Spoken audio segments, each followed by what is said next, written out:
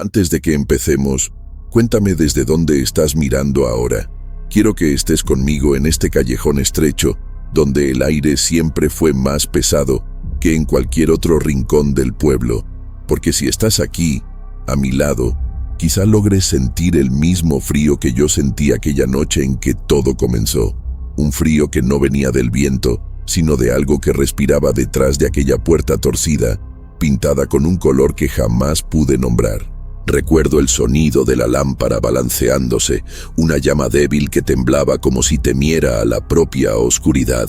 Y recuerdo también el olor, un olor metálico, denso, que mezclaba herrumbre, saliva y algo más. Algo que solo quien ha visto sangre fresca resbalar entre los dedos reconoce al instante. No debería haber entrado en aquel callejón, pero había un diente en el suelo. Un diente recién arrancado, todavía con la encía rosada adherida a la raíz. No estaba allí por casualidad. Me llamó, y cuando lo levanté, me di cuenta de que aún estaba tibio, como si hubiera sido arrancado segundos antes. Fue entonces cuando entendí que el dentista no curaba a nadie. Él cosechaba, y como toda cosecha, había un ritual esperando para comenzar. El callejón siempre tuvo una oscuridad distinta, como si absorbiera la luz en lugar de dejarla pasar. Yo pasaba por allí desde niño, pero jamás había sentido aquella presión en el pecho hasta la noche en que vi la puerta. Una puerta torcida, sostenida por bisagras que chirriaban incluso sin viento, marcada por manchas que parecían óxido, aunque yo sabía que no todo aquel color provenía del metal. Había un olor persistente, un olor a humedad y hierro, semejante al que queda en las manos después de sujetar un clavo oxidado. Una lámpara colgaba sobre la entrada, temblando como si una respiración invisible la empujara.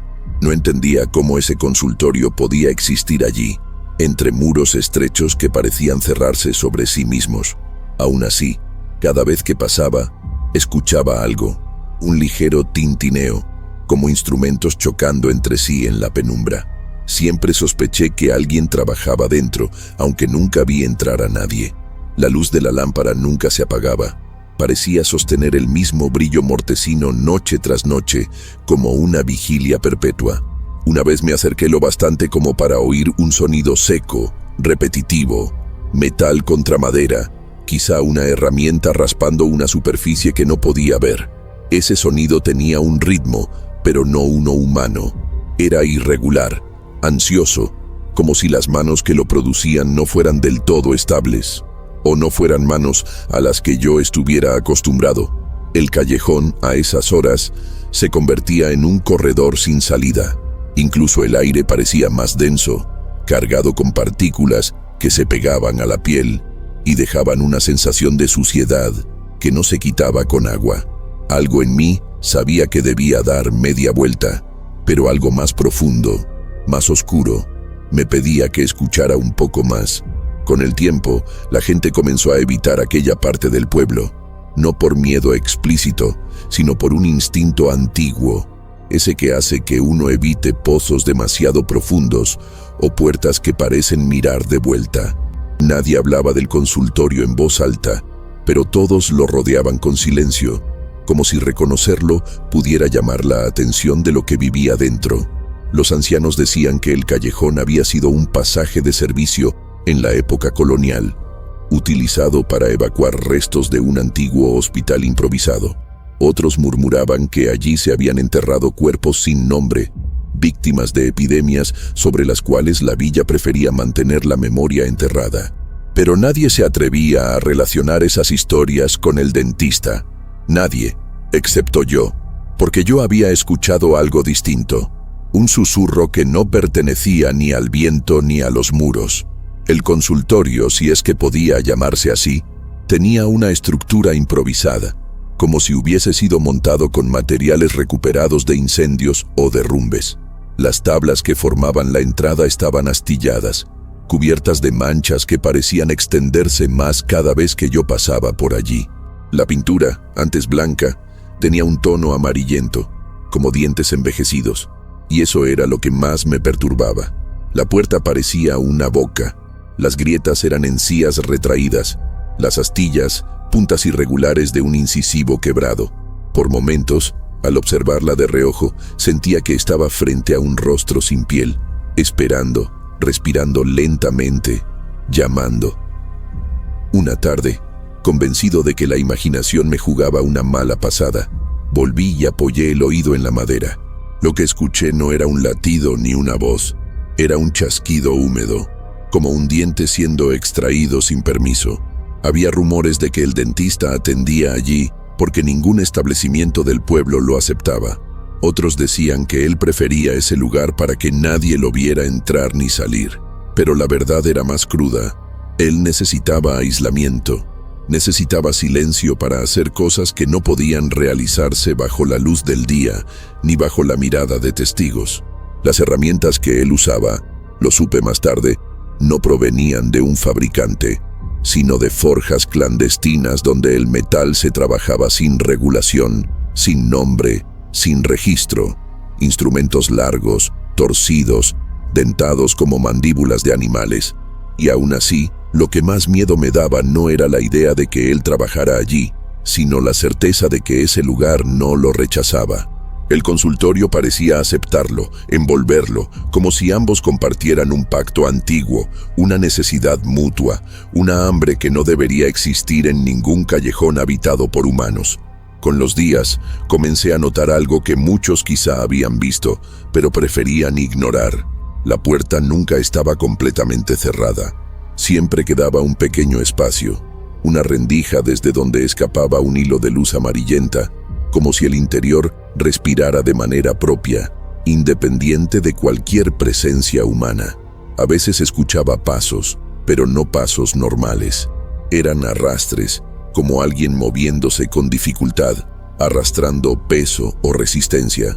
Otras veces, el silencio era tan absoluto que se transformaba en sonido, un zumbido opaco que llenaba el callejón, como si allí dentro existiera un vacío capaz de absorber todos los ruidos del mundo. Y siempre, absolutamente siempre, había un olor que delataba la actividad del dentista, un olor entre saliva vieja y metal caliente. Ese olor que solo surge cuando el instrumento toca la raíz de un diente aún vivo. La villa, en apariencia, se mantenía ajena a todo esto. Las personas pasaban rápido frente a la entrada del callejón, desviando la mirada con la misma prisa con la que se evita mirar un cadáver por respeto o por miedo a que responda. Pero yo observaba cómo algunas noches una sombra se proyectaba desde el interior hacia la calle, alargándose más de lo que debería, como si el cuerpo que la producía no tuviera proporciones humanas.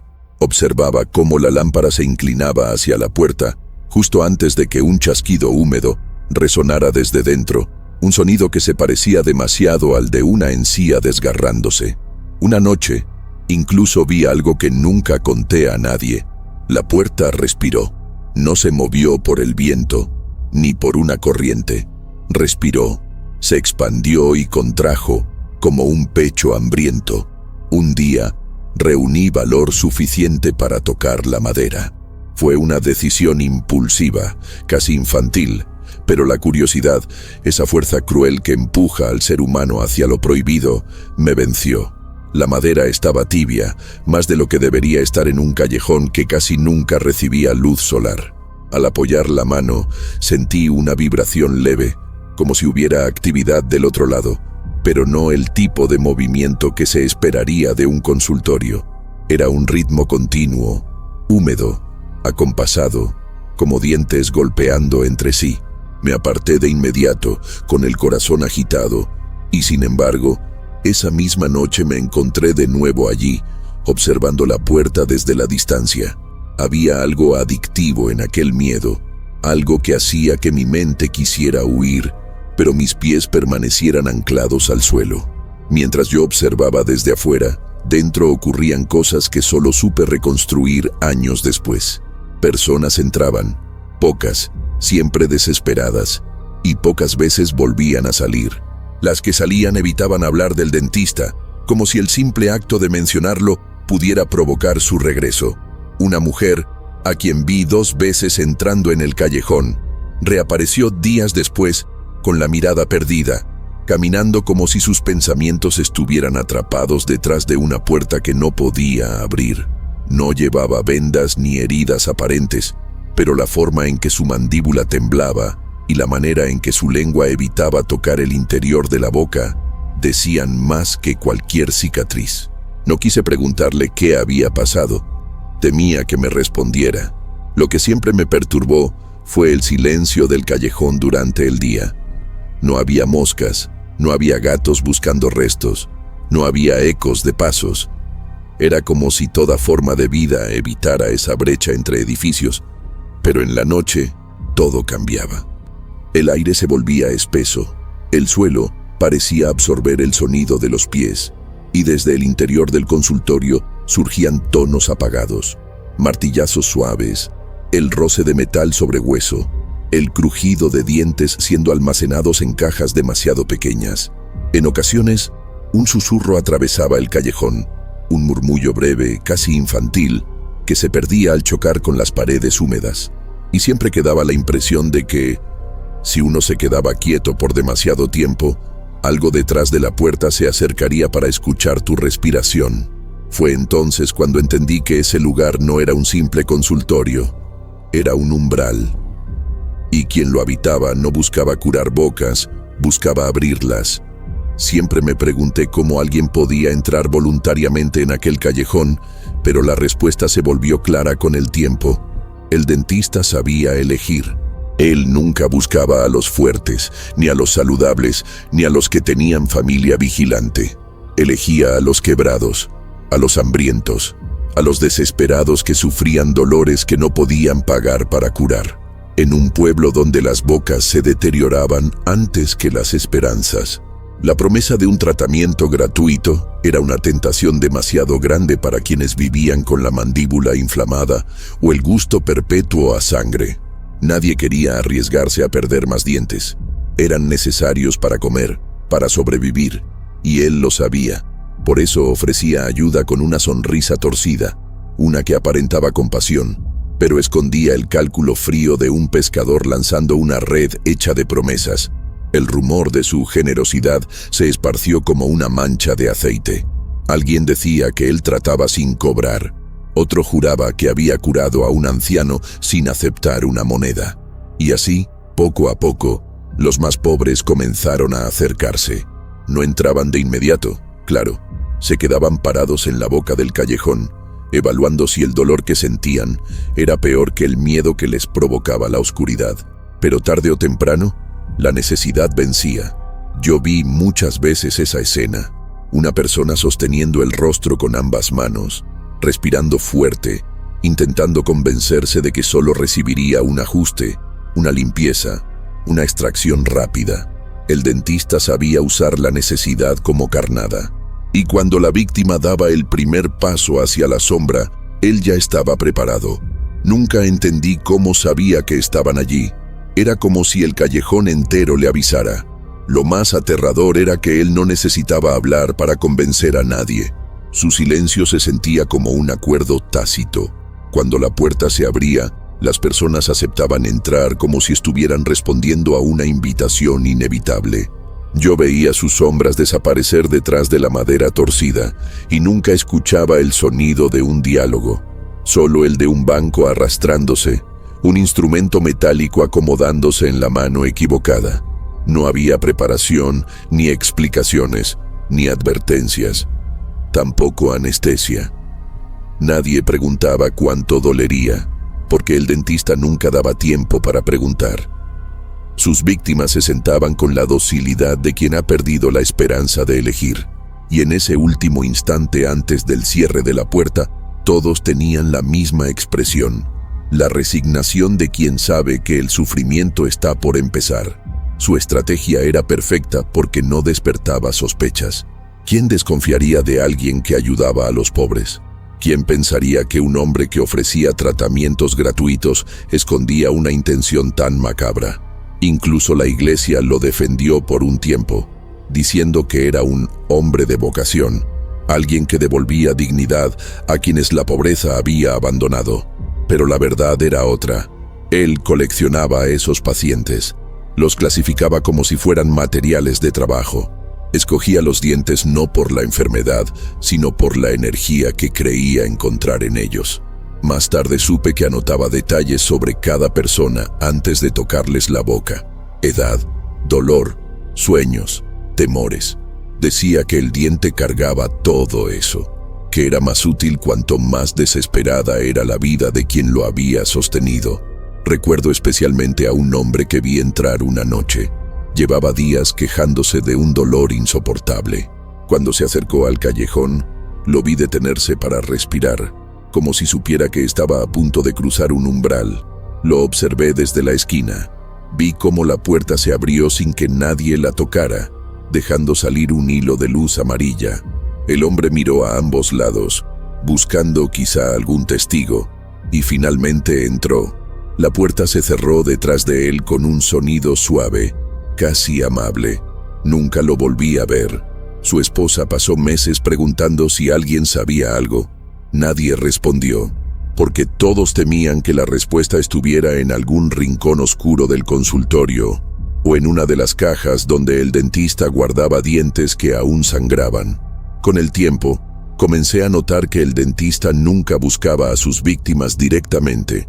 No caminaba por el pueblo, no visitaba casas, no tocaba puertas ofreciendo servicios. Era más sutil. Permitía que el rumor hiciera su trabajo, que la miseria abriera las bocas antes de que él siquiera las tocara. Y sin embargo había algo más. Él sabía exactamente cuándo alguien estaba a punto de caer en la tentación. Había noches en que la puerta del callejón se abría sola a unos centímetros, como anticipándose a la llegada del próximo paciente. Era imposible no pensar que él tenía una forma de escuchar los dolores ajenos, de oír el crujir silencioso de un diente quebrándose en alguna casa, a metros de distancia, como si el sufrimiento dental fuera un llamado, una campana que solo él sabía interpretar. Una tarde vi algo que me marcó profundamente. Un niño, no mayor de 12 años, estaba sentado en la plaza, llorando de dolor. Su madre intentaba calmarlo, pero no tenía dinero para llevarlo al médico de verdad. El dentista apareció a distancia, no acercándose, solo observando.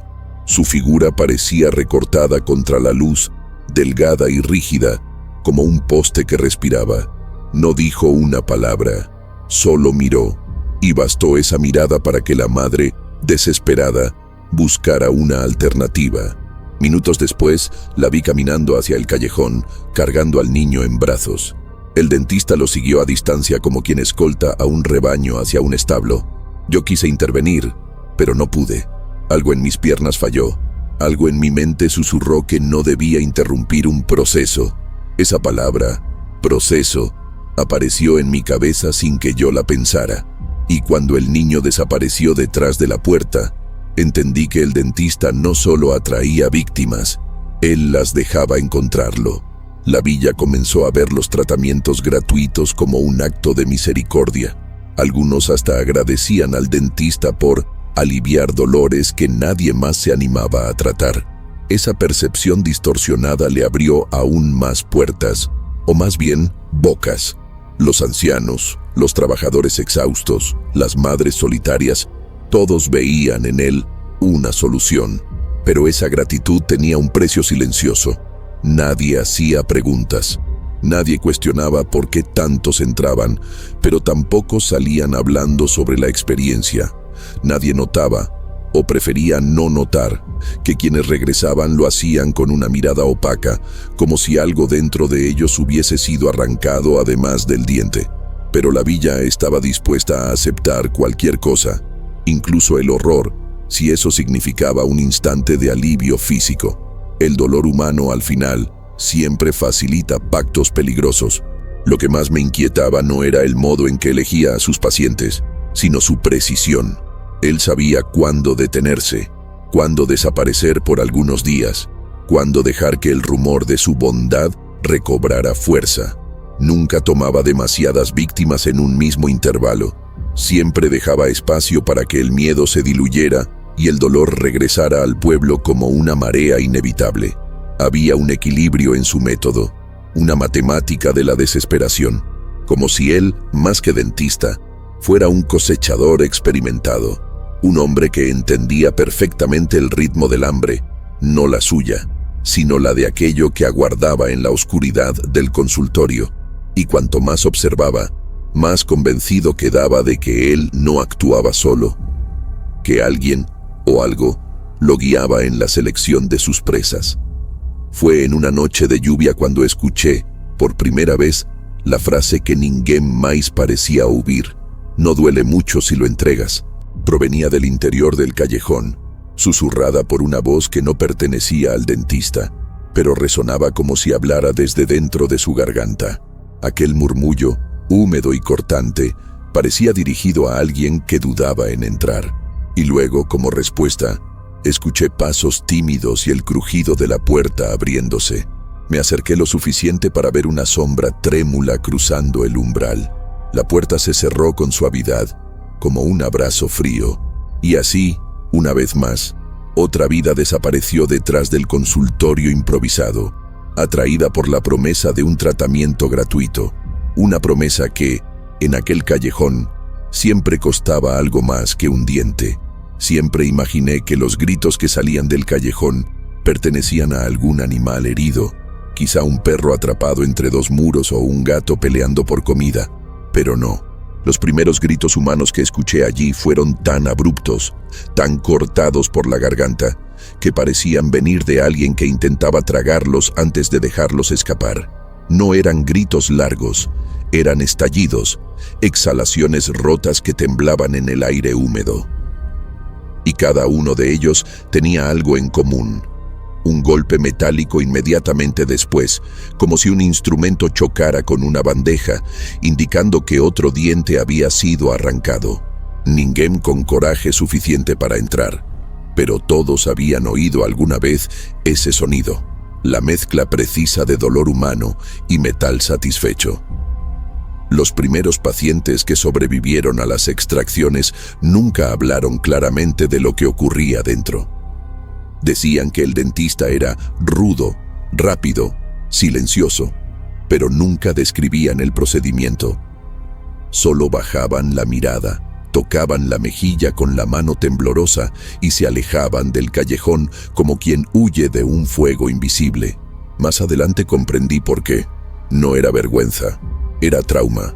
Dentro del consultorio, el dentista no pedía permiso ni explicaba nada.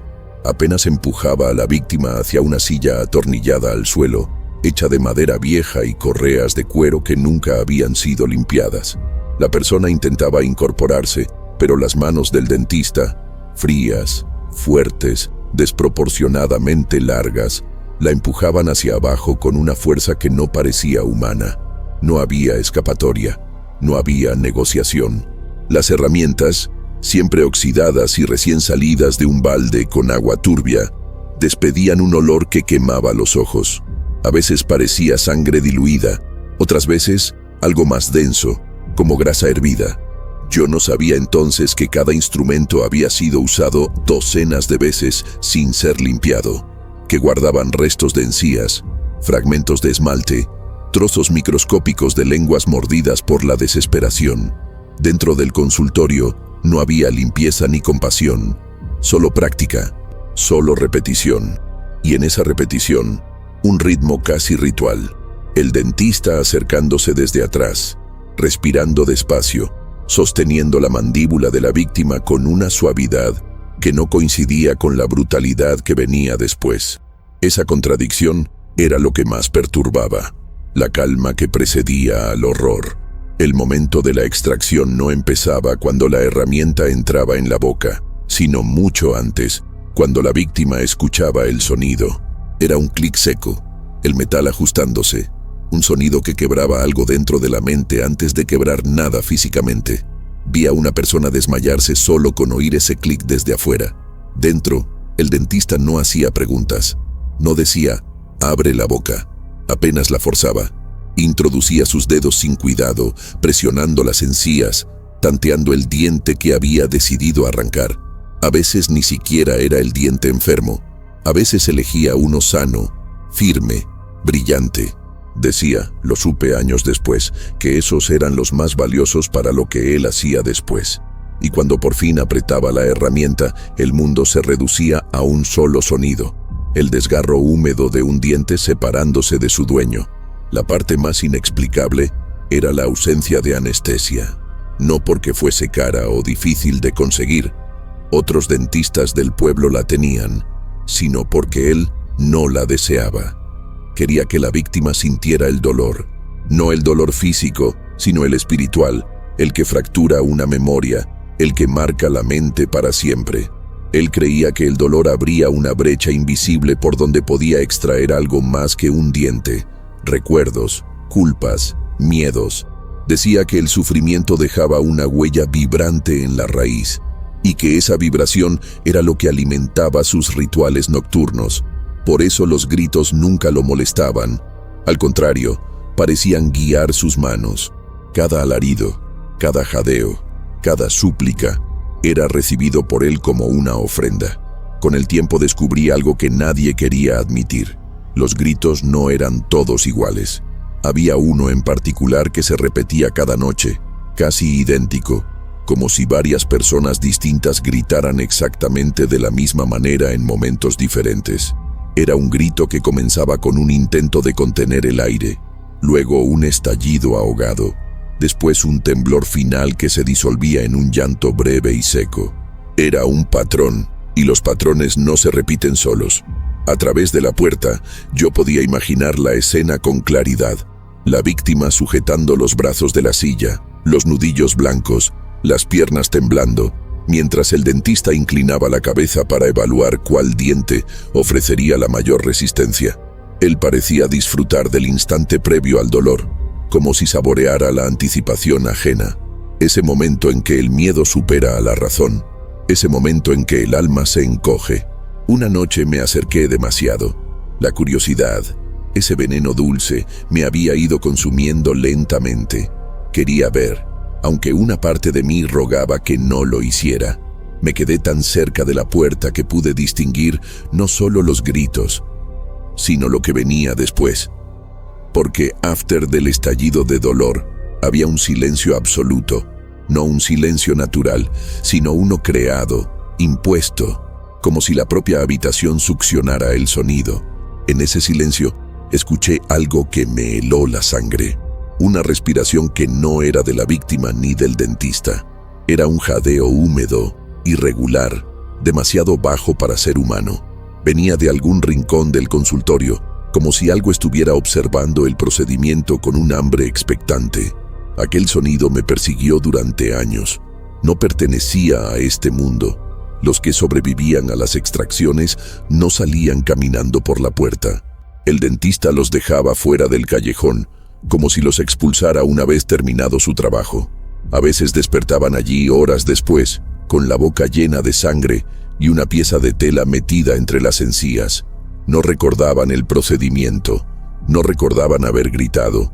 Algunos ni siquiera recordaban haber entrado. Era como si el dentista borrara algo de su memoria, dejando apenas fragmentos de sensaciones que no podían explicar. Lo que sí recordaban, todos sin excepción, era un sonido, un golpecito seco, repetitivo, metálico, como dientes siendo guardados dentro de una caja de madera. Ese detalle siempre surgía en sus relatos fragmentados. Ese golpecito, y la sensación de que algo se había quedado con una parte de ellos que no sabían nombrar. Pero no todos sobrevivían. Esa era la verdad que el pueblo no quería enfrentar. Al principio, los desaparecidos eran pocos, y la gente los atribuía a viajes repentinos, mudanzas silenciosas, accidentes no reportados, hasta que las preguntas empezaron a hacerse demasiado repetidas y los nombres comenzaban a formar una lista. Los patrones eran claros: pobres, solos, desesperados, personas que nadie buscaría con demasiada insistencia, personas que el dentista seleccionaba sabiendo que sus ausencias no levantarían sospechas. Yo sabía la verdad mucho antes de que el pueblo la aceptara. Quienes no sobrevivían no dejaban rastro. No había cuerpos, no había funerales, no había explicaciones. Los dientes eran lo único que quedaba, y esos no aparecían en cementerios, sino en rituales que nadie quería ver. Lo más perturbador de todo es que, en algún momento, dejé de sentir miedo del dentista y comencé a sentir miedo por él, no por compasión, sino porque comprendí que no era él quien estaba al mando. Lo que habitaba ese consultorio, lo que respiraba detrás de cada extracción, lo que esperaba pacientemente cada grito, era algo más antiguo, más oscuro, más hambriento. El dentista apenas obedecía. Era un instrumento, un intermediario, y cada diente arrancado era una moneda pagada a una entidad que vivía en el rincón más profundo del callejón. Cuando por fin entendí eso, ya era tarde. El pueblo, yo incluido, ya había permitido que el horror creciera. Lo habíamos alimentado sin querer. Lo habíamos dejado afilar su hambre con cada víctima que cruzaba esa puerta. Y esa noche, mientras escuchaba el último grito apagarse, supe que el callejón jamás volvería a ser un lugar para humanos. La primera vez que vi la caja fue por accidente. El dentista había dejado la puerta del consultorio entreabierta una fracción más de lo normal, como si hubiera salido con prisa, o como si hubiera querido que alguien viera parte de su secreto. Yo pasaba por el callejón intentando ignorar los olores y sonidos habituales cuando la luz amarillenta del interior cayó directamente sobre un objeto que me detuvo en seco. Una caja rectangular de madera oscura, apoyada sobre una mesa baja. No era grande ni decorada, pero tenía una presencia inquietante, como si la madera se hubiera curtido con algo más que tiempo. Me acerqué lo suficiente para distinguir marcas talladas en su superficie. No eran dibujos, ni letras conocidas. Eran formas irregulares que parecían más heridas que carvados, como si la caja hubiera sido marcada con violencia. Y entonces vi algo que me heló la sangre. La tapa no cerraba por completo. Desde la rendija, un hilo de sangre fresca deslizaba. Miré a mi alrededor para asegurarme de que nadie me observaba. El callejón, como siempre, estaba vacío, inmóvil, silencioso. El aire parecía espejado, como si yo estuviera dentro de una pintura húmeda. Di un paso al frente, impulsado por una mezcla de curiosidad y temor que me atenazaba el pecho. A medida que me aproximaba, el olor se volvía más nítido. No era solo sangre, era sangre mezclada con algo dulce, como saliva vieja o resina húmeda. La lámpara sobre la mesa parpadeó justo cuando mi sombra cayó sobre la caja, y por un segundo juré ver algo moverse dentro. No un movimiento brusco, sino un temblor sutil, como el de un músculo recién cortado que aún conserva memoria. Me detuve. Mi respiración se volvió pesada, y ahí supe que la caja no era un simple contenedor, era un organismo. Lo más perturbador de la caja era su estado. No parecía vieja, tampoco nueva. Tenía un aspecto utilizado, como si hubiera sido abierta y cerrada cientos de veces. Las bisagras eran irregulares, torcidas, como si se hubieran deformado por el peso de algo que nunca debería haber sido guardado allí. Y cada marca tallada parecía responder a una función. No eran decorativas, eran contables, eran registros. Cada símbolo representaba algo que yo entonces no podía interpretar. Un número, una fecha, un nombre, o quizá un sacrificio. Lo que sí pude notar fue que algunas marcas parecían más profundas que otras, como si hubieran sido grabadas con furia. Ese detalle me dio una certeza que aún hoy me atormenta. El dentista no solo guardaba dientes en la caja, guardaba historias, guardaba vidas. No sé qué me impulsó a inclinarme para observar por la rendija, pero lo hice, y el interior me devolvió algo que jamás olvidaré. Vi un montón de dientes apilados, unos encima de otros, aún ensangrentados, algunos con fragmentos de encía adheridos como pétalos desgarrados. Lo llamativo era que no estaban puestos al azar, estaban organizados por tamaño, por forma, por color. Era una colección, una selección meticulosa, y cada diente parecía distinto, como si cada uno cargara consigo una expresión congelada de dolor. Pero había algo más, algo que no encajaba en la lógica humana. Entre los dientes, como si fueran semillas para un ritual, había trozos de papel amarillento. Parecían fragmentos de notas, escritos con una tinta oscura, casi negra. No pude leerlos desde donde estaba, pero las curvas de los trazos sugerían símbolos que no eran de nuestra época. Entonces escuché un sonido que me paralizó, un golpecito seco desde dentro de la caja, como si un diente recién arrancado hubiera caído sobre los otros. Me alejé de inmediato con el corazón desbocado. Ese sonido no debía existir, no en un momento en que el dentista no estaba presente, no en un consultorio vacío, y sin embargo, ahí estaba, un eco pequeño, íntimo, que me obligaba a imaginar la escena entera. Una mano invisible depositando otro diente en la colección, una mano que no debía estar allí. Salí del callejón sin mirar atrás, pero el sonido me siguió, multiplicándose en mi cabeza como si cada pensamiento fuese otro diente cayendo dentro de la caja. Y esa noche, al intentar dormir, tuve la certeza de que la tapa no había quedado completamente cerrada, como si la caja respirara, como si esperara algo más. Con el tiempo descubrí que la caja no se encontraba siempre en el mismo lugar. A veces descansaba sobre la mesa baja, otras estaba en el suelo, inclinada contra una pata del mueble, y en ocasiones aparecía abierta en una esquina del consultorio, como si hubiera sido arrastrada por manos apresuradas. Nadie la veía moverse, claro, pero su posición cambiaba de un día para otro, incluso de una hora a otra.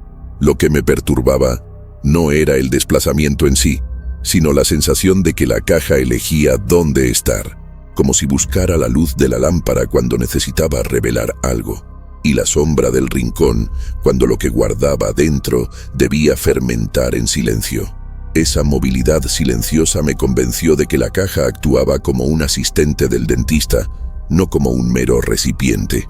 Una noche, mientras el dentista realizaba una extracción, lo supe por los gritos que rasgaban el aire. Me atreví a quedarme cerca del callejón para escuchar algo más que el dolor. Y lo escuché. Entre los alaridos y los golpes metálicos, surgió un sonido repetitivo, suave, profundo, un murmullo. No provenía del dentista ni de la víctima. Era como una voz que subía y bajaba en un tono monótono, como si alguien recitara una oración sin palabras. Apenas distinguí las sílabas, pero eran rítmicas, casi hipnóticas. Cuando el grito final se apagó y quedó solo un silencio espeso, el murmullo continuó. Me arriesgué a mirar por la rendija. La caja estaba abierta, y dentro de ella, los dientes vibraban. Era una vibración mínima, casi imperceptible, pero suficiente para hacer que la luz de la lámpara temblara al reflejarse en su superficie húmeda. Aquello no era humano. Con los días, comencé a entender la lógica enfermiza del dentista. Cada diente no era un simple resto de su trabajo, era un registro de energía, un fragmento de vida capturado en el instante exacto del dolor extremo. Por eso no los lavaba, por eso no los limpiaba. Quería conservar cada gota de sangre, cada fragmento de encía, cada rastro microscópico del sufrimiento. Decía, lo escuché un día, escondido entre sombras, que el dolor tenía peso y que el peso se concentraba en la raíz del diente. La caja entonces no era una colección, era un altar, un recipiente diseñado para acumular ese peso, para transformarlo en algo más denso, más oscuro, más atractivo para lo que lo esperaba en el consultorio durante las noches sin luna. La caja alimentaba a la entidad tanto como los rituales del dentista, pero había algo aún peor. La caja, con el tiempo, empezó a influir en quienes se acercaban al callejón. Personas que jamás habían entrado al consultorio comenzaron a sentir dolor en los dientes al pasar cerca. Dolor punzante, inexplicable, como agujas entrando en la encía sin motivo. Algunos describían un sabor a hierro en la boca. Otros decían escuchar un clic seco dentro de la cabeza, como si un diente imaginario se partiera. Yo mismo lo sentí una vez, un temblor profundo en las muelas, acompañado de un escalofrío que me recorrió la espalda. No era contagio psicológico, era influencia. Era la caja reclamando atenciones, extendiendo su alcance más allá de la madera, buscando nuevas bocas, nuevos miedos, nuevas raíces para arrancar simbólicamente antes de que el dentista las tocara. La última vez que la vi fue antes de que la villa descubriera la verdad. La puerta del consultorio estaba entreabierta y la caja reposaba en el centro de la habitación, como si hubiera sido colocada allí para una exhibición final. La tapa estaba completamente abierta y los dientes, en lugar de estar amontonados, estaban alineados en formas circulares, como constelaciones hechas de dolor humano. En el centro del círculo había un hueco, un espacio vacío donde debía estar el próximo diente. Sentí que la caja me miraba, no con ojos, sino con intención, como si supiera que yo tenía algo que ofrecerle. Me alejé sin correr, pero con la urgencia de quien huye de un abismo. Y mientras me alejaba, escuché un último sonido, un golpecito seco, idéntico a los anteriores. Otro diente había caído, aunque esa noche nadie había entrado al consultorio. Desde fuera, el consultorio parecía inofensivo durante el día. Una puerta torcida, una lámpara débil, un callejón húmedo sin tránsito. Pero en la noche, el lugar mutaba por completo. No era solo la oscuridad lo que lo transformaba, sino la sensación de que el edificio entero despertaba después del último grito.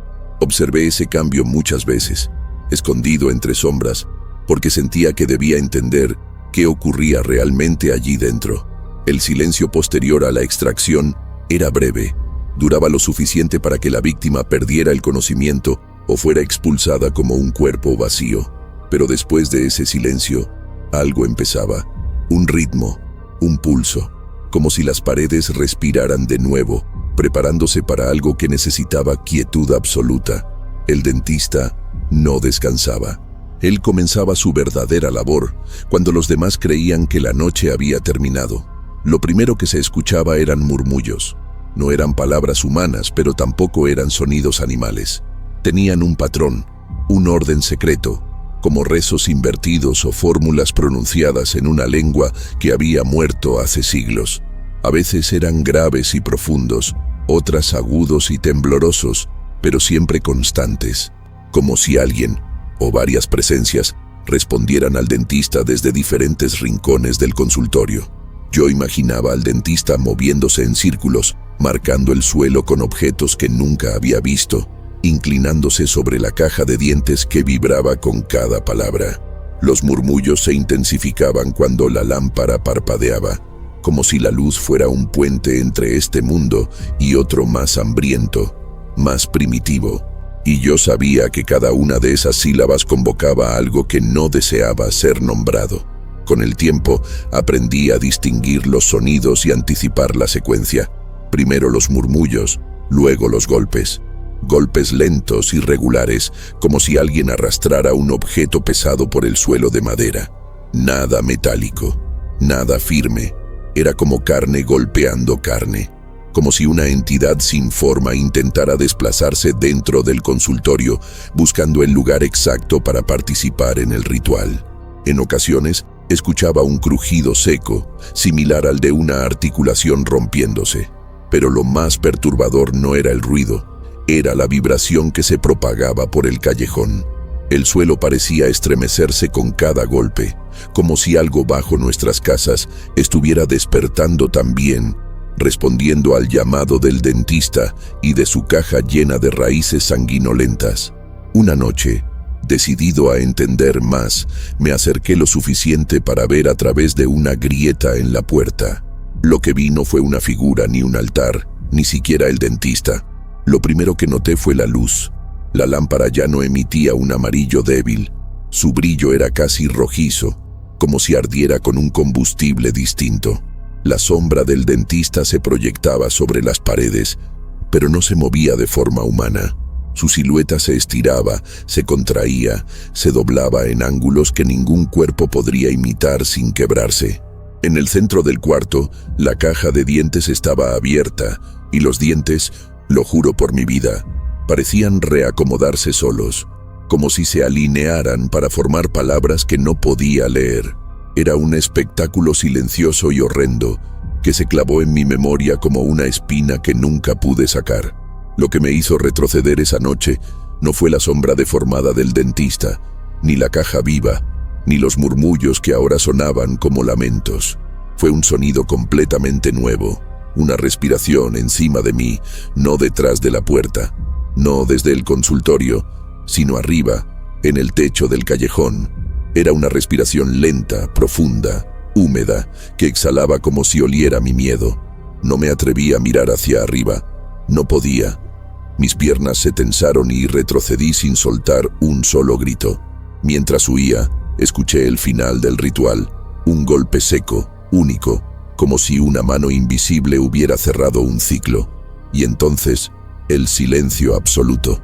Un silencio tan pesado que me acompañó hasta mi casa, donde esa noche dormí con los dientes apretados, temiendo que algo o alguien intentara arrancarlos mientras yo soñaba. Con los días, los rituales del dentista comenzaron a filtrarse más allá del consultorio, no en forma de sonidos o luces, sino como sensaciones físicas en el cuerpo de quienes se atrevían a pasar cerca del callejón. Yo lo sentí primero, una presión repentina en las encías, como si algo invisible intentara medir la fuerza de mis dientes desde dentro. Era una pulsación leve, pero constante, que me obligaba a cerrar la boca con fuerza, como si pudiera proteger mis raíces con la tensión del maxilar. Otros vecinos comenzaron a describir sensaciones similares: ardor en los molares, hormigueo en las encías, un sabor metálico que aparecía sin explicación. No tardamos en entender que aquello era un eco del ritual, una onda que se propagaba desde el consultorio, como si los murmullos y vibraciones nocturnas buscaran nuevas bocas donde anidar. El dentista parecía prosperar con esa expansión. Aunque él nunca salía durante los rituales, su presencia se sentía con mayor intensidad en el pueblo al día siguiente. Caminaba con una postura distinta, más alzada, como si su columna hubiera recibido energía de alguna fuente desconocida. Sus ojos, por momentos apagados, de pronto brillaban con un fulgor enfermizo, como brasas ocultas bajo ceniza.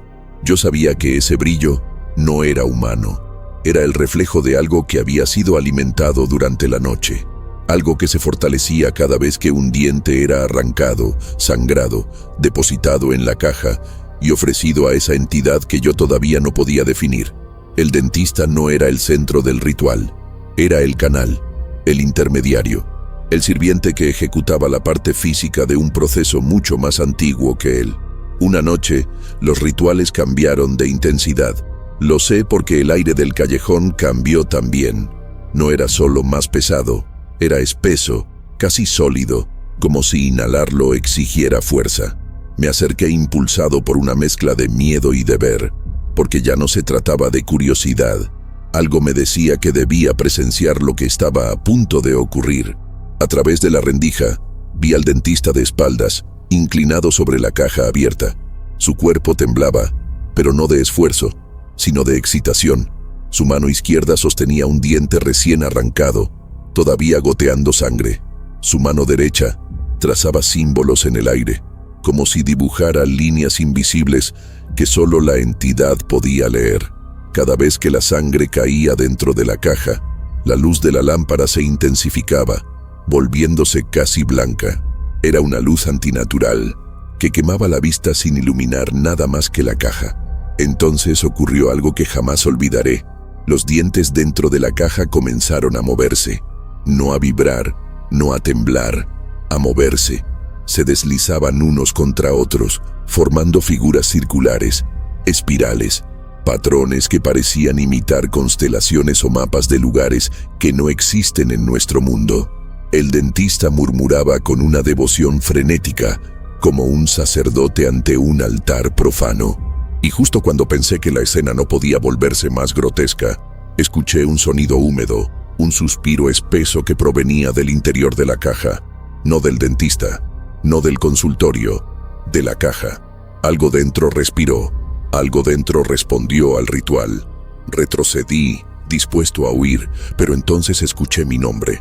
No con voz humana, ni con la voz del dentista.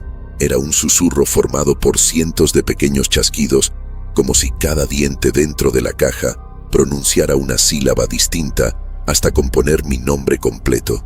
Sentí un escalofrío que me dejó paralizado. No sabía si era una llamada o una advertencia.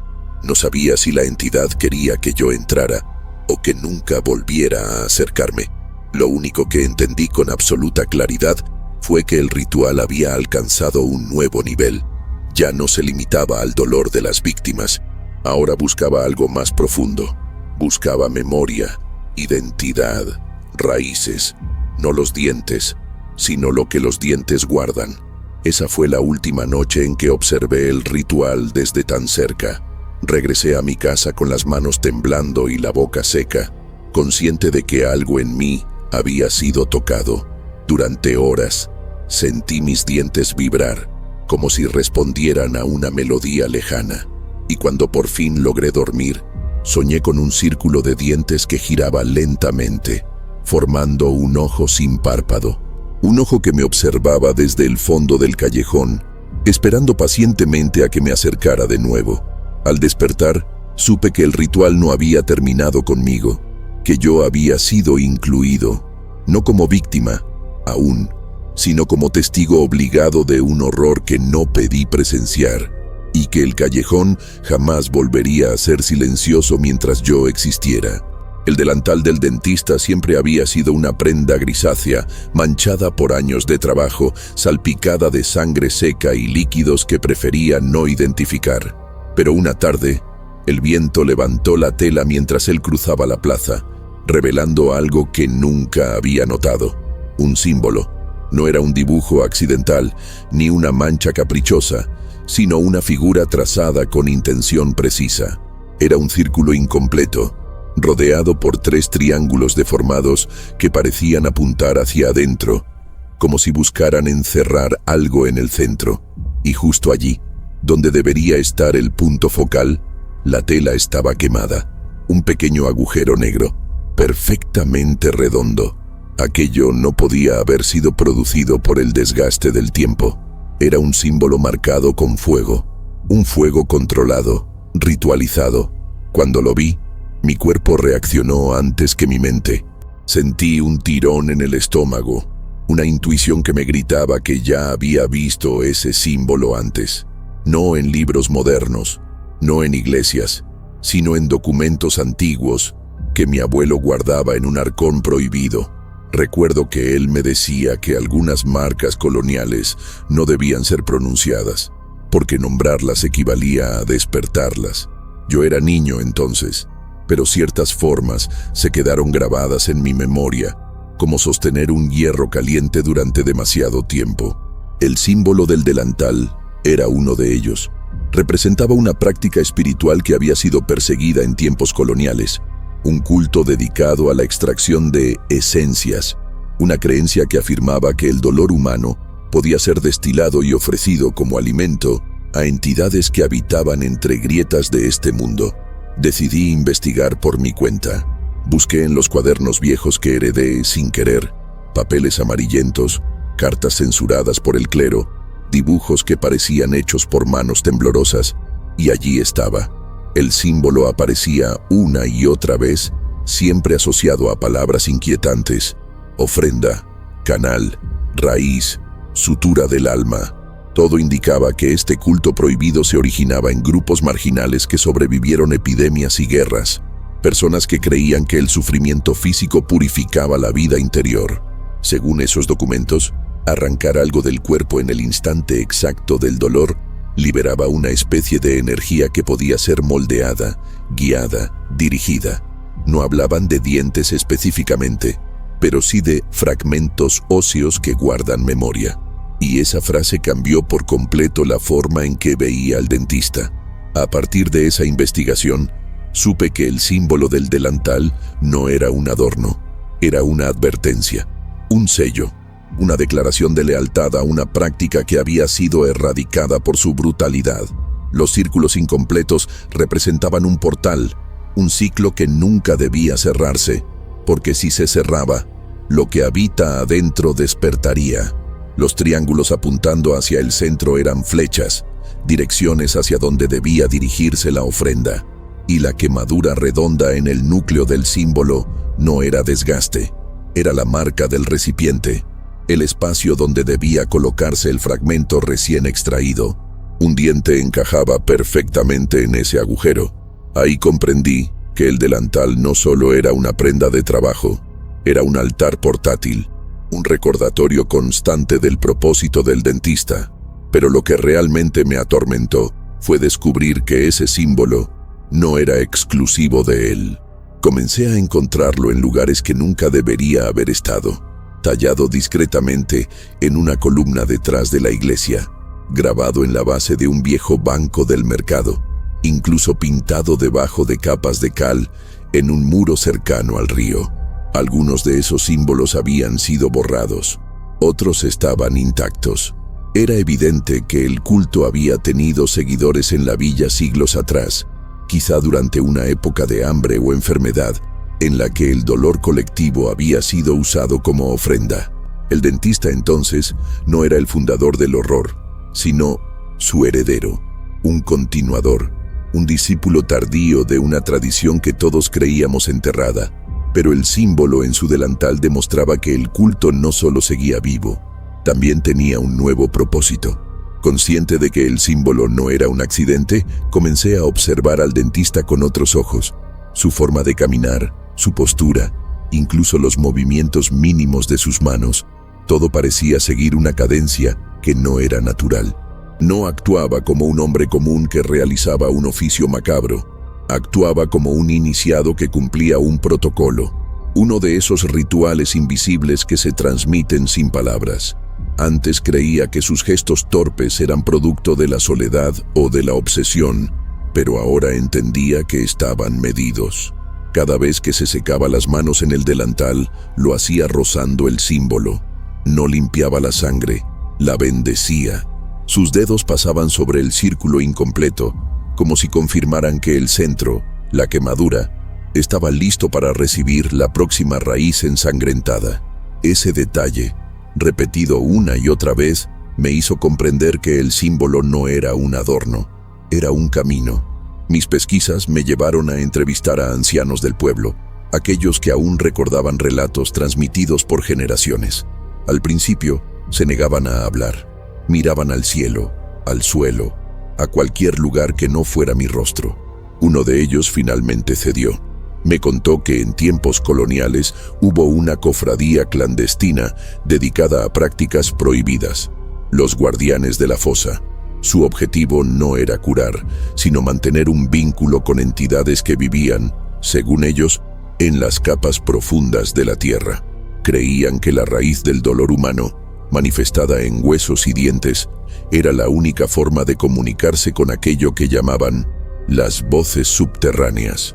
Los colonizadores intentaron erradicar el culto por considerarlo demoníaco, pero algunos miembros desaparecieron antes de ser capturados. Se decía que habían escapado hacia aldeas pequeñas, adoptando oficios que les permitieran coleccionar fragmentos humanos sin levantar sospechas. La relación con el dentista se volvió evidente. Un oficio que requiere extraer partes del cuerpo, que accede al dolor, que deja huellas invisibles en cada procedimiento. Pero lo que más me inquietó fue un detalle que el anciano mencionó sin querer. Los guardianes no practicaban sacrificios completos. Ellos no querían cuerpos, querían materiales. Materiales que contuvieran memorias, sufrimiento, identidad. Los dientes eran el fragmento perfecto, pequeños, duros, fáciles de almacenar y capaces de conservar la esencia original del paciente. Entendí entonces que el dentista no solo continuaba la tradición, la perfeccionaba. Él no era el último guardián, pero sí el más prolijo. Su caja, su delantal, su consultorio improvisado en el callejón, todo era parte de una arquitectura diseñada para mantener vivo ese legado. Un descubrimiento aún más perturbador ocurrió cuando encontré, detrás de la caja de herramientas de mi abuelo, un segundo dibujo del símbolo. Este no estaba en papel, sino tallado en un pedazo de hueso, un fragmento que parecía provenir de una mandíbula humana. El hueso tenía perforaciones que formaban una versión incompleta del símbolo, como si fuera un amuleto o una llave.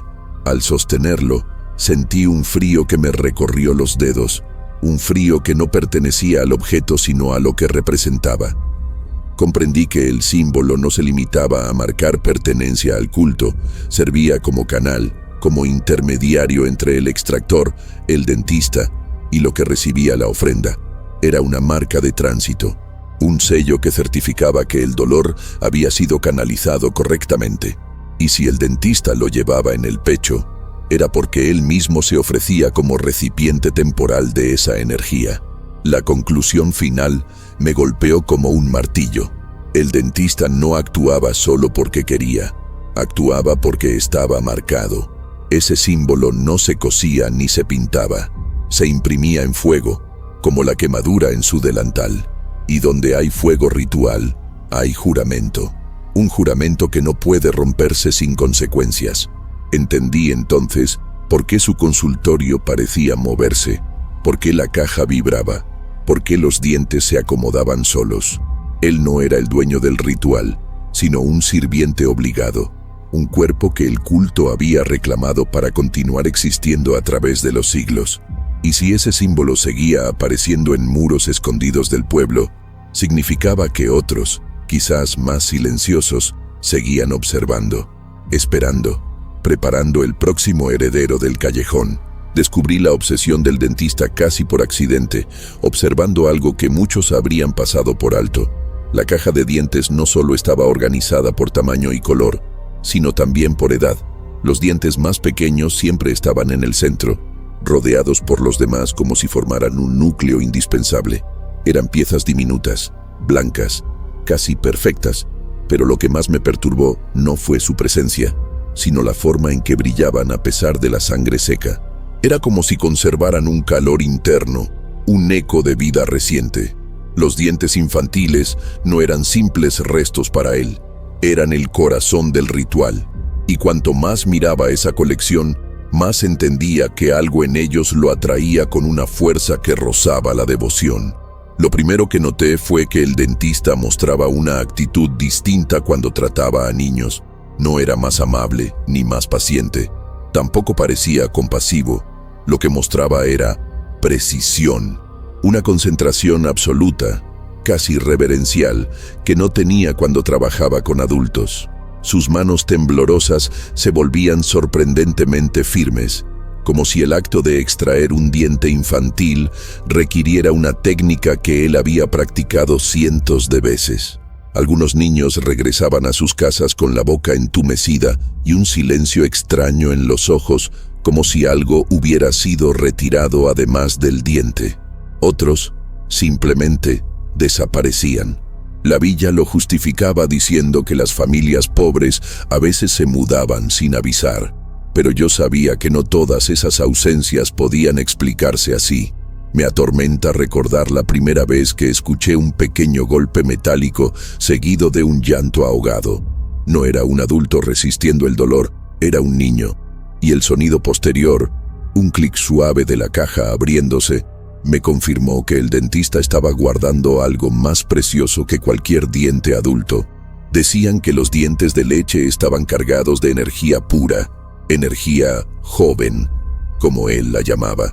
Una energía que no había sido contaminada por los defectos ni las culpas del mundo. Según un fragmento de los documentos antiguos que consulté, los dientes infantiles eran ofrendas perfectas porque aún contenían la primera memoria del cuerpo, aquella que se forma antes del lenguaje, antes del miedo, antes de la conciencia. Eran para el culto la materia más valiosa. Pero lo que más me inquietó fue descubrir que el dentista no esperaba a que los niños acudieran a él por dolor. A veces recorría la villa con la mirada fija en las bocas abiertas durante las risas inocentes. Observaba cada diente flojo, cada encía rojiza, que indicaba que una pieza estaba a punto de caer.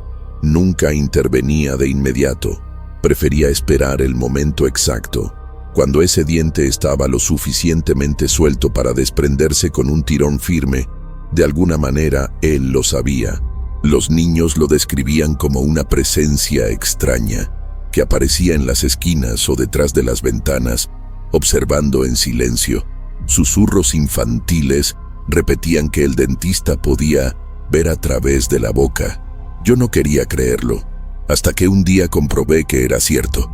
La noche en que comprendí su verdadera obsesión fue cuando encontré cerca del consultorio una bolsita de tela caída en el suelo. No tenía dueño aparente.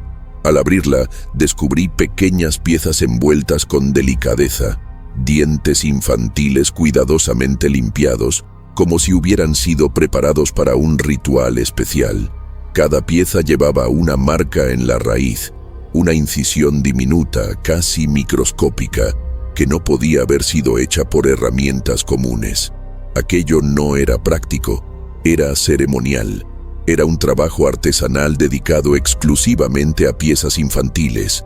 Comprendí, con horror, que esos dientes no se mezclaban al azar en la caja. Eran reservados, eran seleccionados, eran venerados. Y si el dentista los guardaba con tanto cuidado, era porque esperaba algo de ellos, algo que solo los dientes de los niños podían ofrecer.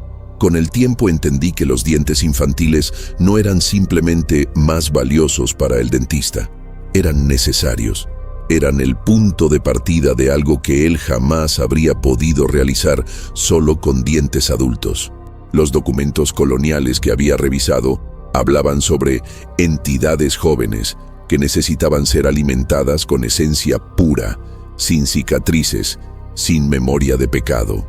Era claro que esos cultos prohibidos no buscaban almas inocentes por bondad, sino por utilidad.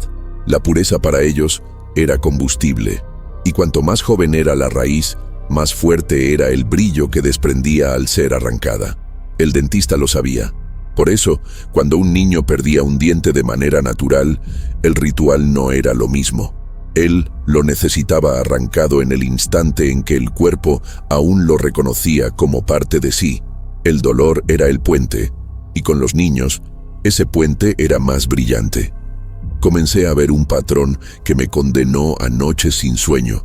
Cada vez que un niño perdía un diente, de forma natural o por intervención del dentista, ocurrían cosas extrañas en la villa. Las lámparas de aceite titilaban al unísono, los perros dejaban de ladrar, los bebés lloraban sin motivo aparente, como si percibieran un cambio en el aire. Incluso el clima parecía responder. Noches de frío repentino, ráfagas de viento que no coincidían con la época del año. Era como si la extracción infantil generara un eco que se expandía más allá del callejón, un eco que tocaba todas las raíces vivas del pueblo. Yo mismo sentí, en más de una ocasión, un dolor punzante en los dientes que había perdido hacía años. Era como si la entidad buscara, a través del ritual, evaluar el estado de cada memoria infantil que alguna vez circuló por el lugar. Uno de los momentos más perturbadores ocurrió cuando un grupo de niños comenzó a tener el mismo sueño. Ninguno sabía que los otros lo habían tenido hasta que, en un juego inocente, mencionaron lo que habían visto. Un cuarto oscuro lleno de dientes que brillaban como luciérnagas, un hombre sin rostro que los llamaba con la boca cerrada y una caja que se abría sola, esperando que ellos depositaran algo dentro. Me enteré porque una madre aterrorizada me lo contó llorando, convencida de que aquello no era un simple sueño infantil. En sus voces había algo más que miedo, había reconocimiento. Entendieron que el dentista no solo había arrancado piezas de sus hijos, había dejado algo dentro de ellos, una marca invisible, un vínculo que no debería existir. Intenté advertir a la gente del pueblo, pero nadie quería escucharme. Para ellos, yo era solo un joven obsesionado con un callejón maldito. Preferían creer que los niños exageraban sus historias o que eran víctimas de supersticiones. Sin embargo, lo que realmente los silenciaba era el miedo. Miedo a aceptar que algo antiguo estaba despertando. Miedo a confrontar la idea de que el dentista no era un hombre solitario, sino un eslabón en una cadena larga, demasiado larga para deshacerla con simples palabras. Y mientras más ignoraban las señales, más fuerte se hacía la presencia del dentista. Sus rituales nocturnos aumentaban en intensidad. La caja vibraba incluso durante el día. Los dientes infantiles parecían brillar con más fuerza en la penumbra. La obsesión dejó de ser un secreto y se convirtió en un pulso que la villa entera podía sentir. El día que comprendí la magnitud de la amenaza fue cuando vi al dentista hablando solo en el callejón. No era raro verlo murmurar, pero esta vez no parecía ser él quien iniciaba la conversación. Su cabeza estaba inclinada hacia abajo, como si escuchara algo pequeño, algo que se movía cerca del suelo. Me quedé inmóvil, conteniendo la respiración, y entonces escuché un golpecito, suave, húmedo, como si un diente infantil hubiera caído sobre otro. Pero la caja no estaba allí. La caja estaba cerrada dentro del consultorio. El sonido provenía del suelo, justo detrás de él. Sentí un escalofrío tan profundo que tuve que apoyarme en la pared para no caer. En ese instante entendí la verdad. La entidad ya no necesitaba la caja para manifestarse. Había crecido. Se alimentaba de los dientes infantiles con tanta voracidad que había comenzado a moverse por su cuenta. Y el dentista solo sonrió, una sonrisa rota, llena de huecos, como si él mismo hubiera comenzado a ofrecer sus propias raíces al ritual. Las desapariciones no comenzaron de golpe. Surgieron primero como pequeñas grietas en la rutina del pueblo. Un vecino que ya no abría la ventana en la mañana. Una mujer que nunca volvió del mercado. Un anciano cuya silla quedó vacía junto a la puerta. Nadie hablaba de ello abiertamente. Se asumía que esas personas habían partido a visitar familiares o a buscar oportunidades en otro lugar. Era una explicación conveniente, cómoda, que evitaba enfrentar la verdad. Pero yo sabía que todos compartían la misma sospecha. Cada uno de ellos había sido visto por última vez entrando en el callejón del dentista. La correlación era perfecta, demasiado precisa como para ignorarla. Y aún así, el silencio del pueblo era más fuerte que cualquier evidencia. Una noche, sentado en la plaza desierta, escuché a dos mujeres susurrar sobre un hombre llamado Esteban. Había acudido al dentista por un dolor de muela que lo atormentaba desde hacía semanas. Lo vieron entrar al callejón al anochecer y después no lo vieron salir. Su esposa pasó 2 días enteros buscándolo, preguntando puerta por puerta, con un pañuelo apretado entre las manos. Nadie tuvo el valor de decirle lo que todos temían, y lo que era peor, nadie la acompañó al callejón. Había una especie de acuerdo tácito de evitar ese territorio cuando algo grave ocurría, como si acercarse al origen del mal pudiera atraerlo a uno mismo. La mujer, quebrada, abandonó la villa meses después, pero yo recuerdo perfectamente el sonido de su llanto perdiéndose entre las paredes de piedra. Era un llanto que reconocía la verdad antes que nosotros. Lo más inquietante era que no había rastro físico de las desapariciones. Ningún cuerpo, ninguna mancha de sangre, ningún objeto personal olvidado. Era como si las víctimas hubieran sido absorbidas por el mismo aire del callejón, o por el consultorio, o por la entidad que vivía detrás de las extracciones. Cada persona perdida era otro hueco en la villa, otro asiento vacío en la iglesia, otra mesa sin dueño en la taberna. Y cuanto más aumentaban las desapariciones, más pesado se volvía el ambiente. La villa entera parecía respirar con dificultad, como si le faltaran pulmones. Los animales evitaban el callejón con una precisión inquietante. Los perros gemían cuando se los acercaba, los caballos se negaban a pasar por la entrada. Ellos sabían lo que nosotros no queríamos admitir. El callejón no devolvía a quienes entraban. Lo que más me marcó fue el caso de Mariana, una joven que trabajaba vendiendo pan en la plaza. Tenía una sonrisa tímida y siempre guardaba un trozo de pan viejo para los niños del pueblo. Un día, comenzó a sentir dolor en una muela. Lo ignoró por semanas, pero el dolor creció, irradiando hacia el oído, la mandíbula, el cuello. La vi llorar en silencio una mañana, sosteniéndose la cara con la mano. Intenté convencerla de buscar ayuda en otro pueblo, incluso de acompañarla yo mismo, pero ella no tenía dinero ni tiempo. Esa tarde, la vi caminando hacia el callejón, temblando de miedo pero resignada.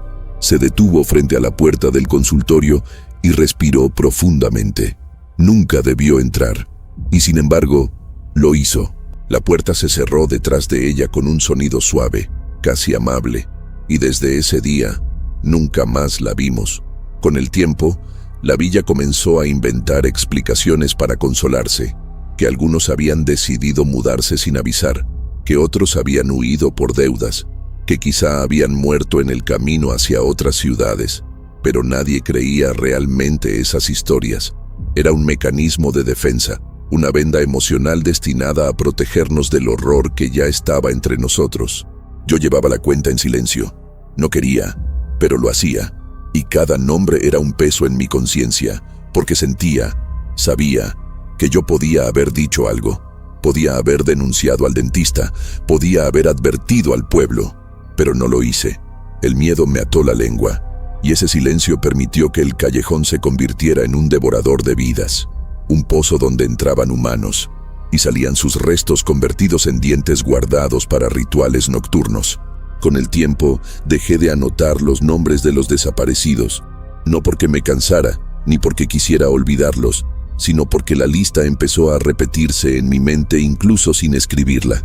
Cada nombre llevaba un rostro, cada rostro una última mirada, y cada mirada el mismo miedo resignado. Era como si todos ellos, antes de entrar al consultorio, entendieran que no regresarían. Nadie se acercaba al callejón con esperanza, solo con necesidad. Una necesidad tan profunda que les hacía ignorar los murmullos, los gritos, los rumores. El dolor físico, ese enemigo íntimo que no deja dormir, terminaba siendo más fuerte que el miedo al dentista. Y así, uno tras otro, cruzaban la puerta torcida sin saber que su ausencia sería explicada por el pueblo como simple mala suerte, como abandono, como destino truncado. Nadie quería unir los hilos. Nadie quería ver el patrón.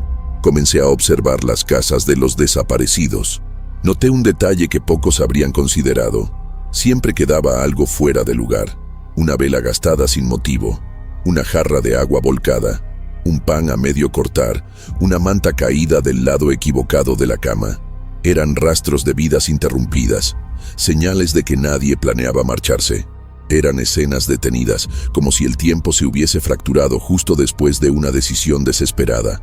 En algunas casas, encontré marcas de uñas en las mesas, como si alguien hubiera intentado estabilizar el cuerpo frente a un dolor insoportable. En otras, un pañuelo manchado de saliva, y en una, el objeto más perturbador, un diente arrancado, aún con sangre, dejado sobre la almohada. No necesitaba pruebas forenses para saber lo que significaba. Él había estado allí antes de llevarse a la víctima, como si la extracción comenzara fuera del consultorio. Una tarde, mientras recogía agua en la fuente del pueblo, escuché a unos niños cantar una rima que jamás había oído.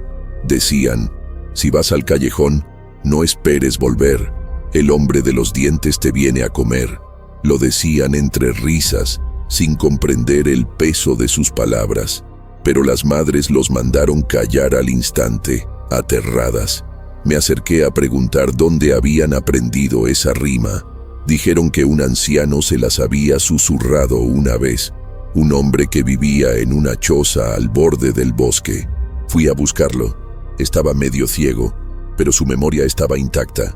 Me contó que las desapariciones no eran nuevas, que él, de niño, recordaba historias similares, historias sobre personas que seguían a un curandero de dientes y nunca volvían, historias de callejones que devoraban gente, historias que la villa había borrado para mantenerse cuerda. Lo que yo creía un suceso reciente era, en realidad, parte de un ciclo antiguo. Comencé a temer que la villa entera estuviera siendo seleccionada, no por el dentista, sino por lo que él servía. Cada desaparición parecía alimentar algo, un pulso que se sentía en la tierra húmeda del callejón, una vibración que se intensificaba cada vez que alguien no regresaba a su hogar. En mis sueños, veía el consultorio como una boca abierta. La puerta eran los labios, la pared astillada eran encías, y la silla atornillada al suelo era la lengua donde se depositaban las víctimas. Y siempre, al fondo, veía los dientes. Montones de dientes brillando como insectos atrapados en resina. Esos dientes no eran objetos, eran registros, eran pruebas vivas de cada gente que había desaparecido. Ahí comprendí que el consultorio no ocultaba cuerpos, ocultaba historias convertidas en hueso. La desaparición que quebró definitivamente a la villa fue la de un hombre llamado Julián. Era fuerte, joven, trabajador, querido por todos. Nunca tuvo miedo del callejón. Decía que los gritos eran exageraciones, que el dentista era solo un hombre solitario con mala fama. Pero una noche sintió un dolor tan agudo en una muela que cayó de rodillas. Lo llevaron entre dos vecinos hasta la entrada del callejón. Él, sudando y temblando, insistió en que estaría bien. Lo vi caminar hacia la puerta. Caminó lento, pero sin vacilar. Eso fue lo que más me perturbó. Su confianza, su arrogancia. Y quizá por eso el callejón lo aceptó tan rápido. La puerta se cerró detrás de él. No escuché gritos, no escuché golpes, no escuché rituales esa noche. Solo escuché un sonido seco, único, un diente cayendo en la caja. Y supe que nunca más íbamos a ver a Julián. Fue ahí cuando la villa dejó de inventar excusas. Y cuando yo comencé a comprender que el callejón no exigía cuerpos, exigía raíces. Todo cambió el día en que Ramón, el recolector de agua, decidió limpiar el desagüe que corría por el callejón. Nadie había tocado esas rejillas en años. El olor que salía de ahí era tan fuerte que incluso los perros evitaban acercarse. Pero una tormenta reciente había bloqueado el paso del agua y la villa comenzó a inundarse en lugares inesperados. Ramón, cansado de que nadie se ofreciera a ayudar, tomó una vara de hierro y comenzó a remover la suciedad acumulada. Yo estaba cerca, observando desde la esquina, cuando escuché su primer grito. No fue un grito de dolor, sino de asco absoluto. Un sonido gutural, como si algo hubiera subido desde su estómago sin permiso. Tiró la vara al suelo y retrocedió tambaleándose, señalando el desagüe con una mano temblorosa. Me acerqué. No debía hacerlo. No había nada que pudiera prepararme para lo que vi.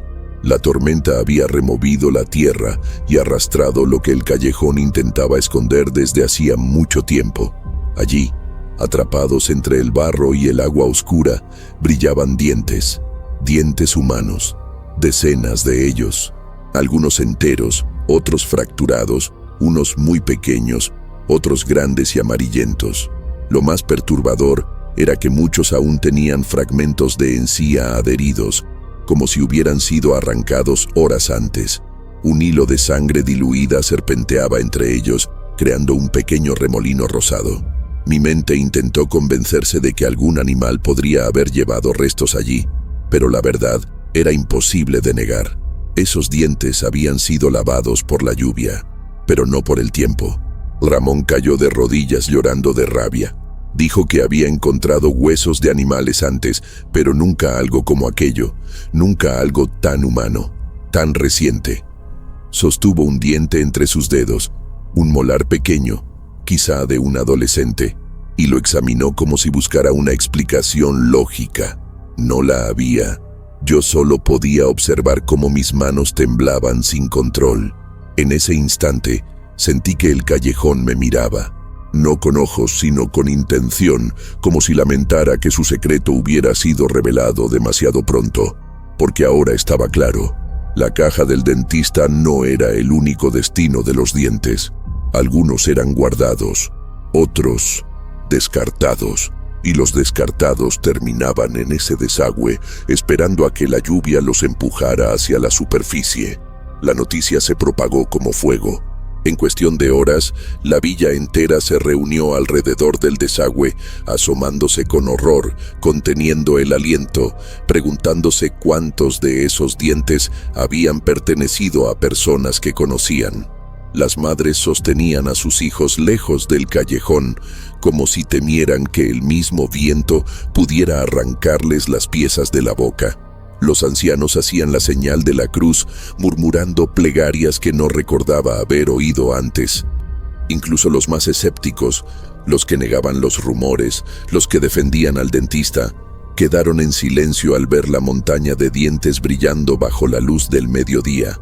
Porque los dientes, a diferencia de los cuerpos, no mienten, no desaparecen solos, no viajan por desagües sin ayuda.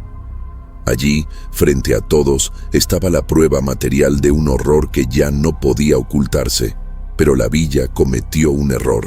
En lugar de cerrar el callejón o capturar al dentista de inmediato, comenzaron a discutir. Algunos decían que era necesario llamar a las autoridades de otra ciudad. Otros insistían en quemar el consultorio. Y unos pocos, los más aterrados, afirmaban que debían dejar el lugar en paz, no tocar nada, no provocar a lo que vivía allí. Ese debate inútil permitió que el dentista desapareciera por varias horas.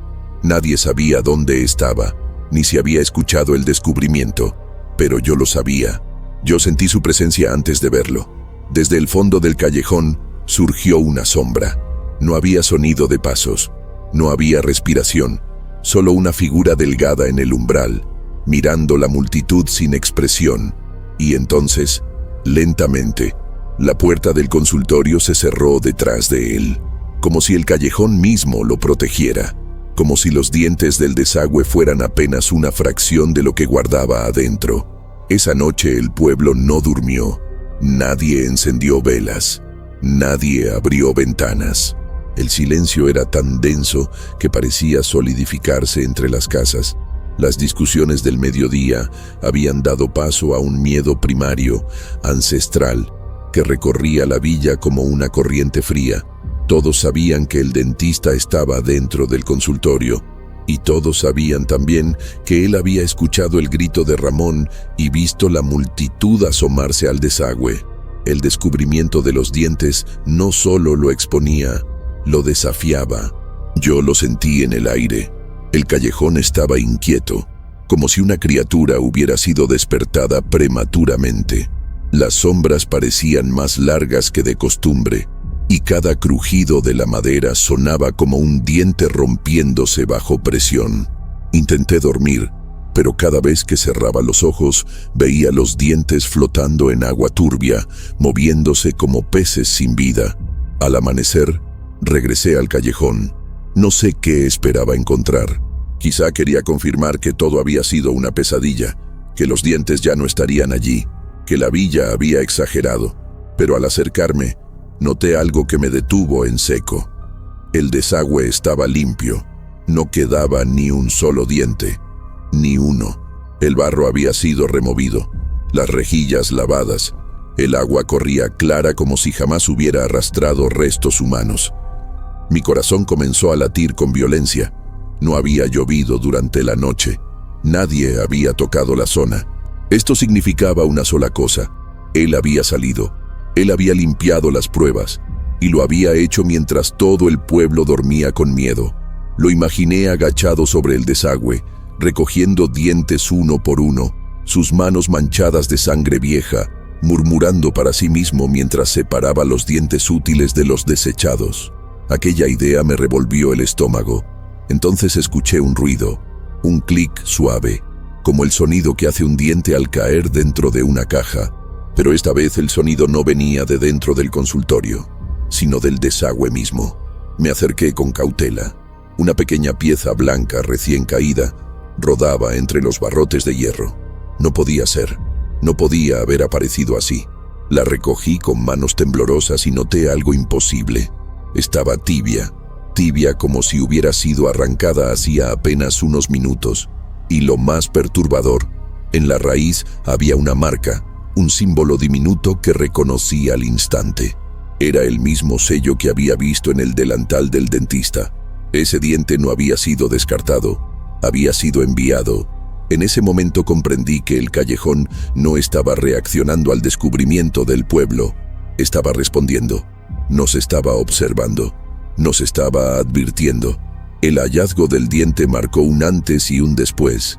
Me di cuenta de que ya no se trataba solo de desapariciones o rituales secretos. Había un diálogo oculto entre el callejón y quienes se atrevían a confrontarlo. Y yo, sin quererlo, había sido incluido en esa conversación. Comencé a sentir que algo me seguía en las noches. No eran pasos, ni voces, ni susurros. Era una presencia ligera, como si una mirada invisible recorriera mis dientes uno por uno, evaluando su estado, su historia, su utilidad. A veces me despertaba con la sensación de tener la boca abierta, aunque estaba seguro de haber dormido cerrado. En otras ocasiones, al masticar, sentía un eco extraño en las muelas, como si algo respondiera desde dentro. Comprendí que el callejón no solo devoraba vidas, también marcaba a quienes se acercaban demasiado a la verdad. Días después, el pueblo convocó una reunión urgente. Era evidente que no podían seguir ignorando lo que había ocurrido. La imagen de los dientes expulsados por el desagüe había quedado grabada en todos, incluso en aquellos que no habían querido mirarla directamente. Algunos exigían quemar el consultorio de inmediato. Otros, más temerosos, decían que si lo hacían despertarían algo peor. Las autoridades locales fueron inútiles. Nadie quería entrar al callejón. Nadie quería abrir la puerta del dentista. Nadie quería enfrentarse a un hombre que había arrancado tantas raíces humanas sin dejar huellas.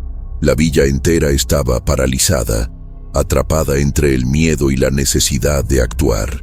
Y mientras discutían, mientras perdían tiempo, yo sabía que algo estaba cambiando detrás de esa puerta torcida. El hallazgo en el desagüe no había detenido al dentista, lo había acelerado, como si el ritual necesitara ser completado antes de que alguien lo interrumpiera. El final del dentista no llegó con revueltas, ni con justicia, ni con valentía.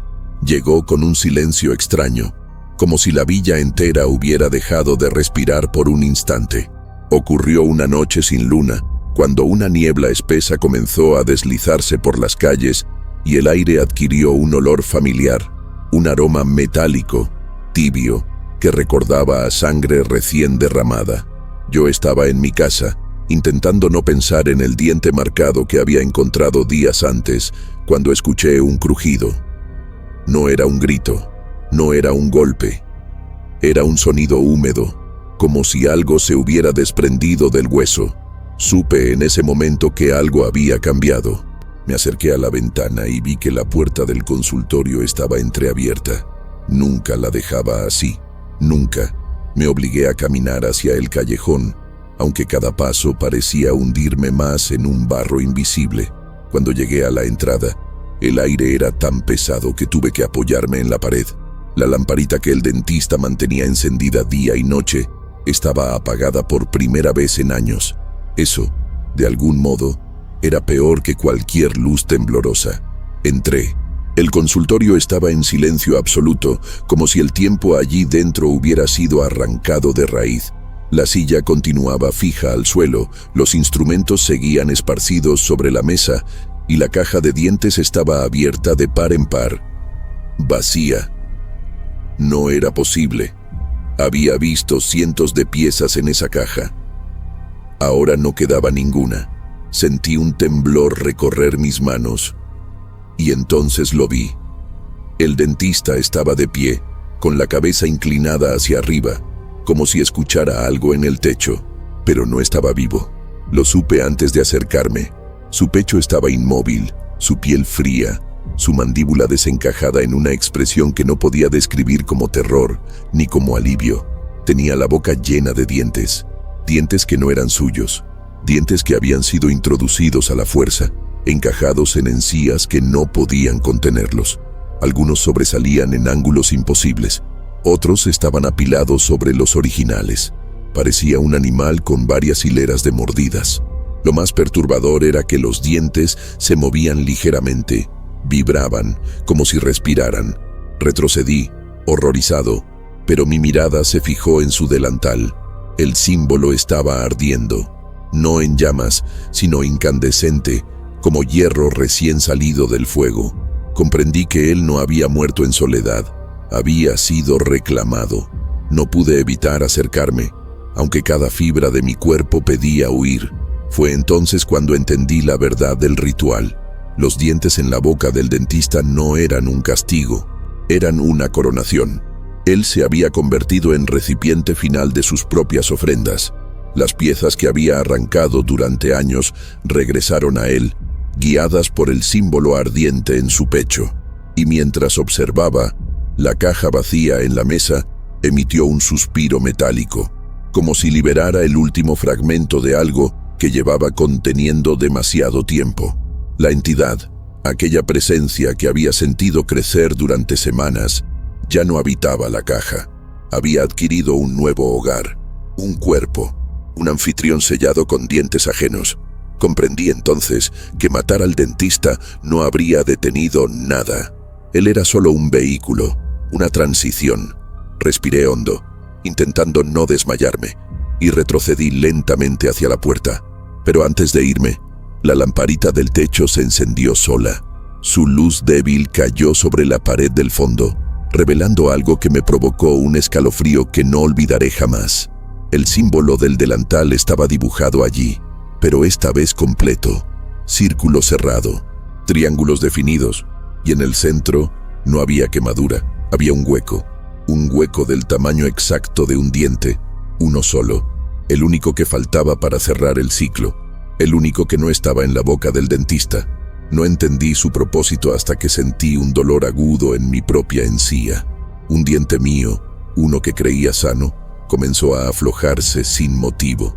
Ahí comprendí que la maldición no terminaba con él, terminaba con quien lo había descubierto. Salí del consultorio tambaleándome, sintiendo el diente flojo moverse dentro de mi boca con cada respiración. Era una sensación suave, pero insistente, como una mano pequeña tirando desde adentro. El callejón estaba más oscuro que antes, aunque la noche no había cambiado. Comprendí que ya no estaba vacío. Algo caminaba conmigo, sin pasos, sin sombra. Me detuve un momento para estabilizarme, pero el aire se sentía denso, cargado de un murmullo que no provenía del viento. Era como si docenas de dientes chocaran entre sí bajo las piedras del suelo. Me llevé la mano a la boca, aterrado de que el diente pudiera caer en ese instante. Si lo hacía, sabía que no volvería a ser mío, que sería reclamado como los demás, que completaría el símbolo. Respiré hondo y continué caminando sin mirar atrás. Al día siguiente, la villa encontró el cuerpo del dentista, tal como yo lo había visto. Nadie se atrevió a tocarlo. Nadie se atrevió siquiera a acercarse demasiado. Algunos murmuraban que debía ser quemado, otros exigían enterrarlo lejos del pueblo, y unos pocos, los más viejos, decían que no debíamos interferir en absoluto. Pero antes de que pudieran decidir, el cuerpo comenzó a descomponerse de un modo imposible. La piel se hundía como cera derretida, los dientes vibraban como si tuvieran vida propia, y los ojos se negaban a cerrarse. Parecía observarnos incluso en la muerte. Finalmente, uno de los ancianos tomó la iniciativa y cubrió el cuerpo con una manta gruesa. Pero cuando intentaron levantarlo para llevarlo al cementerio, la manta cayó sobre sí misma. No había nada adentro. El cuerpo había desaparecido. Solo quedaron los dientes esparcidos en círculo, formando el símbolo perfecto. La villa entró en un estado de pánico mudo. Era evidente que el dentista no había sido enterrado ni consumido por la tierra. Había sido tomado, reclamado por aquello que había servido durante años. Desde entonces, el consultorio quedó abandonado. Ninguno de nosotros tuvo el valor de entrar de nuevo. La puerta fue clavada con tablones, pero cada mañana los encontrábamos en el suelo, arrancados desde adentro. El lugar respiraba. Cada cierto tiempo, veíamos una luz débil filtrarse por las rendijas, la misma lamparita que creíamos apagada para siempre. Y a veces, en las madrugadas, un sonido metálico resonaba en el callejón, el golpe seco de algo cayendo dentro de una caja vacía, aunque sabíamos que la caja ya no estaba allí, o al menos, no físicamente. El diente que había comenzado a aflojarse en mi boca se volvió mi tormento. No importaba cuánto intentara ignorarlo, seguía moviéndose con suavidad, como si alguien lo acariciara desde dentro de la encía. En ocasiones me despertaba con la sensación de tener la boca entreabierta, aunque estaba seguro de haber dormido cerrado. Una noche, finalmente, cayó. No dolió, no sangró, simplemente se desprendió. Lo sostuve en mi mano y entendí que no debía llevarlo al callejón, que si lo hacía, completaría el ciclo, pero tampoco podía conservarlo conmigo. Lo envolví en un pañuelo y lo enterré lejos del pueblo, al pie de un árbol retorcido. A veces me pregunto si fue suficiente, porque desde entonces siento que alguien me observa cuando paso cerca del callejón. No veo nada, no escucho nada, pero sé que algo cuenta mis dientes cada vez que sonrío. Hoy el callejón sigue allí, intacto. El consultorio, cerrado pero no vacío. Algunos juran que han visto una silueta moverse detrás de la ventana, aunque no hay ventanas en ese lugar. Otros dicen que escuchan pasos, pero no son pasos humanos. Son pequeños, rítmicos, como dientes chocando entre sí. La villa evita el callejón en silencio, como quien evita pronunciar el nombre de un muerto que nunca se fue. Y yo, cada vez que lo paso de lejos, siento un hormigueo en la encía donde alguna vez estuvo mi diente. A veces creo que palpita, como un latido buscando la caja que lo reclamaba. Esa es la verdadera maldición, no que el dentista muriera allí, sino que nunca estuvo solo. Él fue el último guardián visible. Pero el callejón sigue hambriento. Y cuando alguien pasa demasiado cerca de la puerta torcida, dicen que escucha un murmullo. Abre la boca. Si esta historia te estremeció el ánimo, cuéntame, ¿desde dónde estás mirando ahora? A veces, saber desde qué rincón del mundo alguien escucha estas viejas memorias es la única luz que entra en callejones como este. Tu comentario ayuda a que esta investigación llegue más lejos, como un eco que despierta otros relatos enterrados. Si este misterio te erizó la piel, deja tu like y comparte este video con quien se atreva a caminar contigo por lugares donde aún resuenan pasos que no deberían existir.